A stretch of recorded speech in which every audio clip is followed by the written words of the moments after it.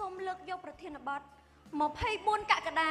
ខ្មែររងការបាញ់ប្រហារពីថៃ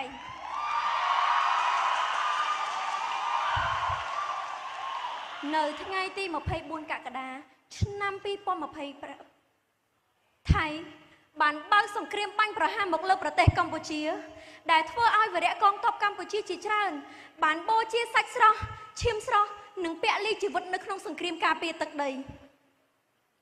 នៅសង្គ្រាមដែលថៃបានបង្កនោះធ្វើឲ្យខូចខាតនៅផ្ទះសម្បែងប្រជាពលរដ្ឋកម្ពុជាជាច្រើនហើយថៃបានបាញ់បំផ្លាញប្រាសាទព្រះវិហារដែលជាសម្បត្តិបេតិកភណ្ឌពិភពលោកដោយគ្មានញញើតឡើយ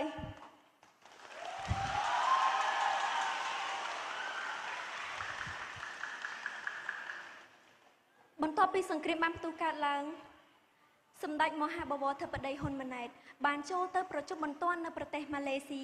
ឯកភាពនៅក្នុងការបោះឈប់បាញ់នៅថ្ងៃទី28ខែកក្កដាឆ្នាំ2025ប៉ុន្តែ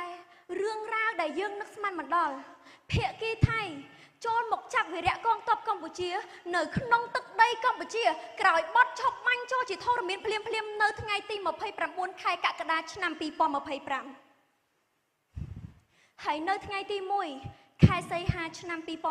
2025ភាគីថៃប្រគល់វីរៈកងទ័ពកម្ពុជាត្រឹមតែ2រូបតែប៉ុណ្ណោះដោយឃើញសភាពគាត់ហើយនាងខ្ញុំពិតជាពិបាកទទួលយកខ្លាំងណាស់នាងខ្ញុំជូរីល្អហួរតំណាងឲ្យប្រជាជនកម្ពុជាទាំងអស់សូមស្នើឲ្យភាគីថៃប្រគល់វីរៈកងទ័ពកម្ពុជាទាំង18រូបដើម្បីឲ្យពួកគាត់អាចមកជួបជុំគ្រួសារយ៉ាងសុខសុវត្ថិភាពស្របតាមច្បាប់មនុស្សធម៌អន្តរជាតិឲ្យបានឆាប់រហ័សបំផុត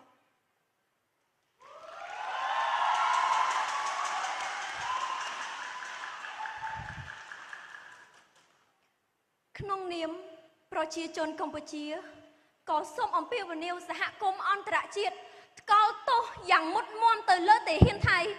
ដែលបានរំលោភបំពានកិច្ចព្រមព្រៀងសន្តិភាពរវាងកម្ពុជានិងថៃតាមរយៈការបាញ់ប្រហារមកលើប្រជាពលរដ្ឋស៊ីវិលស្លូតត្រង់កម្ពុជាបណ្ដាលឲ្យរងរបួសនិងស្លាប់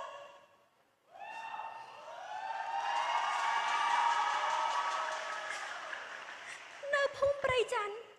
កាលពីថ្ងៃទី12ខែវិច្ឆិកាឆ្នាំ2025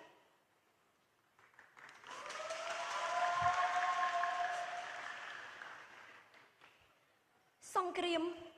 មិនមែនជាដំណោះស្រាយនោះទេការចរចានិងសន្តិភាពទើបជាដំណោះស្រាយដ៏ល្អបំផុតសម្រាប់ប្រទេសទាំងពីរហើយនាងខ្ញុំក៏សូមគោរពសរសើរទៅដល់ភាពអត់ធ្មត់របស់សម្ដេចមហាបវរធិបតីហ៊ុនម៉ាណែតដែលបាននាំមកនូវសន្តិភាពមកជូនប្រទេសកម្ពុជាហើយនាងខ្ញុំក៏សូមគោរពអរគុណទៅដល់ថ្នាក់ដឹកនាំដែលតែងតែខ្វល់ខ្វាយនិងយកចិត្តទុកដាក់ទៅលើ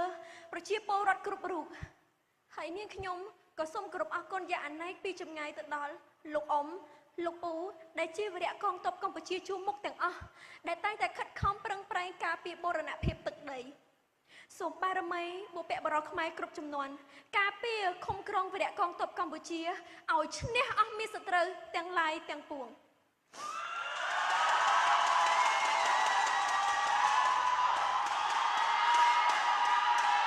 កម្ពុជាមិនត្រូវការសង្គ្រាមកម្ពុជាត្រូវការសន្តិភាព